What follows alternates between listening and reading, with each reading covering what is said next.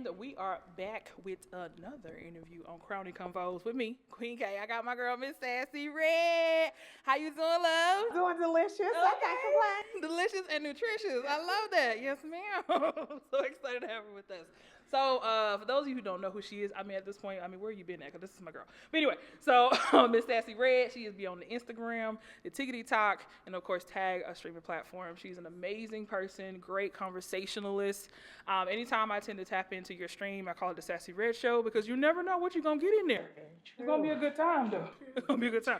Now, when you just talk about your streams in general, just when you go live, you may not have anything planned. So what kind of is the dynamic of your live streaming in your streams? So for me, at least when I got started, it was more so just to have a uplifting space. A lot of times people either have something going on to where they're trash talking and I felt like I wanted a space for somewhere that I know that I'd enjoy. So you need a good talking to, you need good conversation, you need good energy, then I wanted to be the go-to person. I love that. You're right. It's good conversation, but it's thought-provoking. So it'll be funny, have the laughter and stuff that comes with it because you were funny. But also, too, it's also really actual good things to learn from people if you're actually listening to what you're saying. Now, some people don't always do that, and that's on them. But it's some good conversation. That's what matters, okay? That is what matters. So, and then we love that for you. We love to have the good conversation and things like that for sure. So now, streaming on Tag, you know, in the journey that it's been. So how can you kind of sum up for us what has it been like being the streamer on the Tag app? Now, I'm not even gonna lie. I tell people all the time that I ended up streaming on Tag by accident. It started out with me roasting a guy. Like he got mad, so he ended his stream, and then I was like, okay, so nobody gonna talk about this? So I felt the need to be like, okay, well, we gonna go live and we gonna talk about it. And this is my first time. So then it was like, okay, once I was ready to shut it down, everybody was, you coming back tomorrow? And I was like, well, what's going on tomorrow? Like, you gonna go live and you go. So I didn't know really nothing about it, but I felt like at least on my journey, it's really the people. You get to a point to where you start to connect with people. You enjoy their energy. You got to really find your tribe, your purpose. That's kind of what it was for me. Okay. So it sounds like kind of how you got started, like why you started streaming. So now that it's been some time and like you know have other programs and things you're a part of, do you feel like your why has changed? So now that you've grown on the app. No, because I felt like my process in starting, I felt like somebody made the statement to say you got to start how you finish. And I felt like that was something that was really good because I felt like I wasn't promoted to be on the app. People made the statement to say, you know, they wanted, you had to have a reason of being on there. So I felt like, okay, well, I want that to be my signature as to why. I was like, I wanted to be fun. I enjoy entertaining others and entertaining people. So I felt like that was highly important. And that's kind of what I wanted to bring to Tag in my stream. I like that. Come on, entertainment. I like how you finish how you start. I like that, girl. That was put it on a t-shirt immediately. I like that. I'll get one from girl because you're my girl.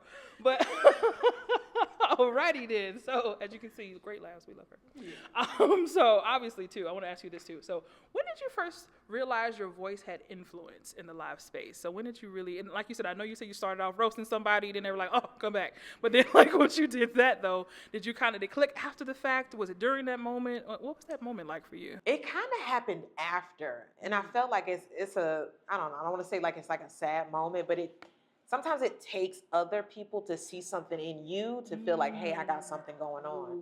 And it just kind of, it was like a domino effect. The more that I started to get on and make it a habit, people was like, oh, you got it. So from there, I was like, well, what is it? So I can know what it is and how to use it. But I kept hearing that, and I kind of felt like, okay, well, whatever it is that I got going on, try to be consistent in that. So. Okay.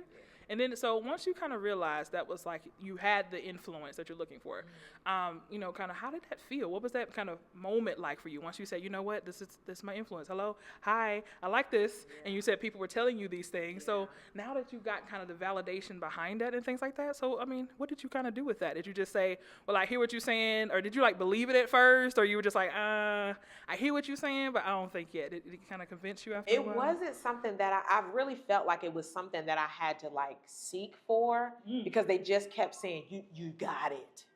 And I was like, well, what is it? Tell me. And I think because of, and I think somebody actually had to sit me down. I was like, you're charismatic, you're funny, you're humorous, you bring that to the table. And I felt like, okay, well, since people come to see me and it was consistent, people constantly said, be consistent in that. I kind of just rolled with it. And I felt like after that, I was like, oh, y'all like me to keep coming back to see me? So, I mean, I really felt empowered in those moments when people wanted to see me. And if I missed a few days, they're like, well, hey, where you at? What you doing? So I felt like, I was making some type of difference because people missed my presence when I was away.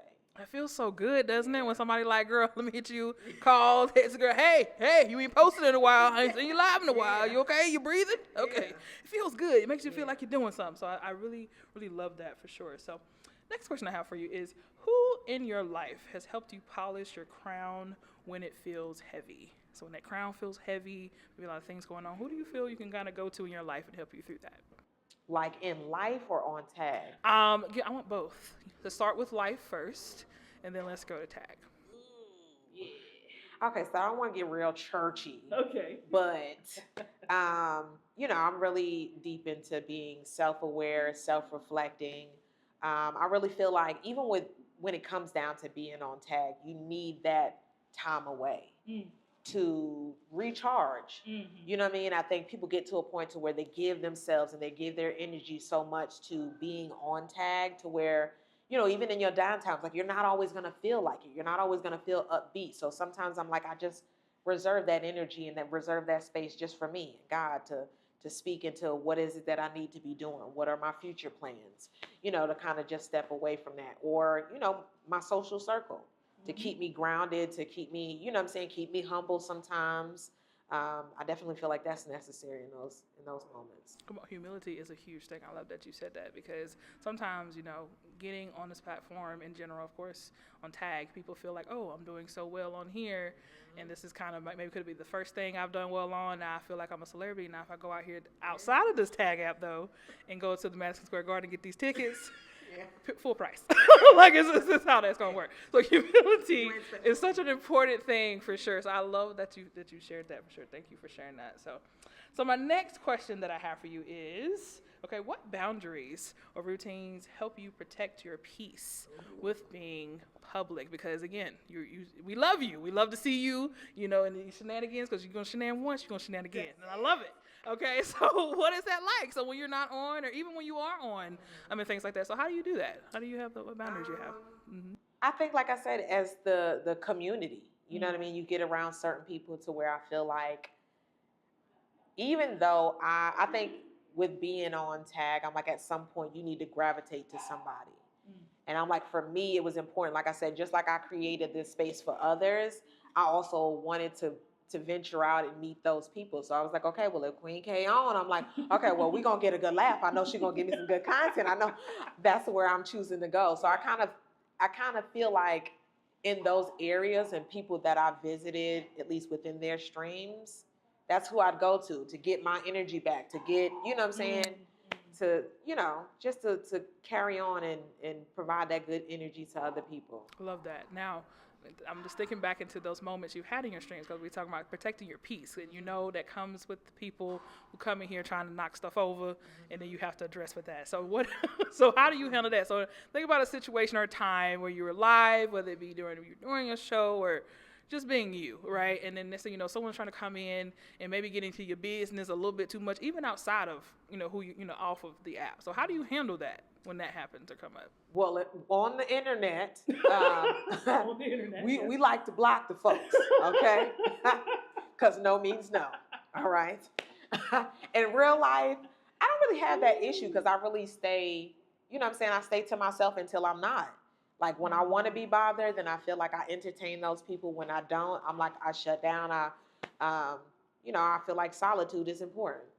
Solitude is very important because I love y'all, but once that thing, hit the end button, it's a wrap. I need to brace myself. I need to break it down. This is where I'm at. Give me my peace. You are hilarious. I love that, though. I love that for sure. So let me ask you this. What's a moment in your life that you would consider a crowning achievement? It could be big or small.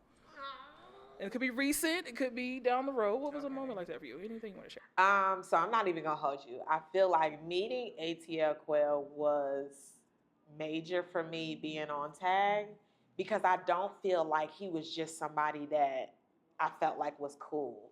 I felt like because I gravitated with his energy, you know, he'd always tell people like I'm the female version of him. Oh, okay. So, but it was, to me, I felt like that was my breakthrough moment. I didn't get on there to sing or do any of that, but to me, I felt like when he had Rip the Runway, this was something where I was like, oh, I get to be creative and I get to put that stuff on. I get to be sexy and cute and be creative at the same time. I felt like that was my glow up moment for sure. Oh, that's awesome. It was a nice meeting them, especially when, I think it's always nice to just meet people in person that, you know, we either just, you know, click with and things like that, or we might inspire us or things like that. So it's always nice to see people and be like, I want to see if you're who you are.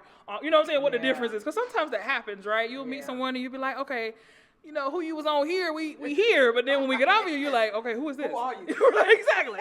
Like, so I love the fact that y'all had the conversation and it was consistent. So that's wonderful. That's wonderful to know. So now I definitely wanted to ask you, of course, about the show you do. You are cohort. You don't say co-host, you say cohorts, correct? So it's 4 of you ladies, right? So it's She Code. It's Saturdays at 9 p.m. Eastern Standard Time. So what is that like, having an all-female panel? Because I know you guys have different personalities, ways you look at things. So how has that been so far on that show?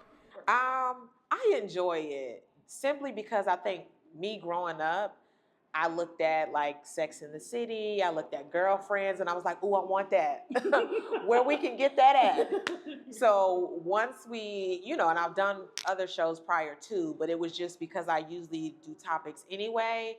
I felt like this was definitely a moment I can also click with other women, get other insights, experiences, and we can, you know, we learn from each other. So I definitely felt like this was some place that I felt like I can connect with women. We can learn from each other. We can share stories, histories, experiences.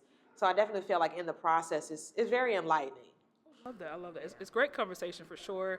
And like I said, everyone has different opinions. Like, it's similarities there, you can tell, but it's also the different flavors and the way you guys analyze and answer things. So I think it's really nice to hear that. And of course, too, you have other people that want to box up too, if I'm not mistaken, that if they want to give their 2 cents or information about that particular thing, they can. So I think that's really, really great to do that. So now, some facts about you, okay? Like you said, so this lips fascination thing that you have. So is this something that you were introduced to, or like did you see something that kind of got you into that? Because I do. Is this a family show? No, it's not. Okay. We are adults here. Honestly, yeah. Okay. It's a small obsession. It's very small. But for me, it started out with just lipstick. You know, I was always like a lip balm, chapstick girl. But then it was like when it came down to me, and I'm like, I like a good mouth. Okay? That lips is juicy and your teeth is mad. You got all your teeth. You know, I just couldn't help myself. And then it just spread from then on. I think even like as a child, like you have those characters that you like. That was just the go-to for me. And I'm like, it just started spreading. So, you know, like wildfire. Quickly. You got a juicy mouth. I mean, it's nice. It's really nice. As far as the eye can see, all the way there. Yeah.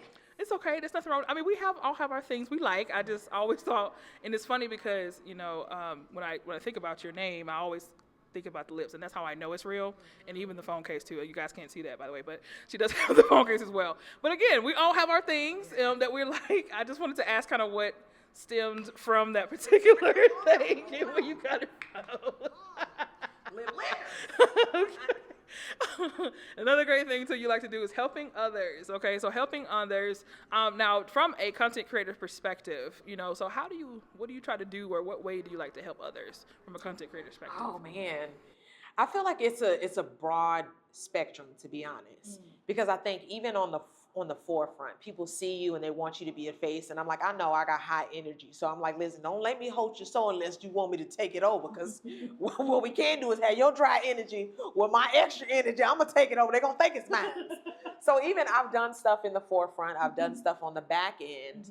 to where, we've created social media pages to where if people needed ideas for a show that they wanted to do, something that maybe I didn't want to do that I was trying to like pass off to somebody else, I've helped in that way. Or maybe they kind of want to come to me and pick my brain because I've done other shows before, as to how things should run or how, you know what I mean? And I think that just happens like within trial and error of doing several shows and being on other people's shows. So.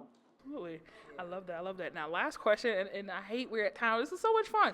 But last question I have for you. So what's next for you? I know, like I said, you've been on the app. At one point you did have a feature show, so amazing. And I know you put that on the table for now. But, what's something that's next for you? Do you want to continue on this particular platform? Do you want to extend to other platforms? You are on TikTok, other places. What's next for Sassy Red? To be continued, to be honest. Okay. I mean, because the thing is, I'm like, I've thought about reaching to other platforms. And I feel as though within my environment, everybody's so creative. And it's kind of one of those things, you enjoy it. It's not something that you want to let go, or people make the request to be like, you're going to be doing something else, or you're going to bring the show back, or what you doing. So, to be honest, it's to be continued. I may have some stuff under wraps that I don't want to discuss as of yet, or I may be doing some behind the scenes and helping others. I just don't know what that looks like as of yet. Stay tuned. That's why you guys have to hit her up on the Instagram, TikTok, okay? And I'm coming to table. Yes, okay, because she like it. She like when you do that. Respectfully, though. Respectfully, though. Well, thank you so much. This was so much fun. Thank you so much for your time. I appreciate you. This was such a great time. So we'll catch you guys next time on the next episode of Crowning Convos with Queen K. Bye.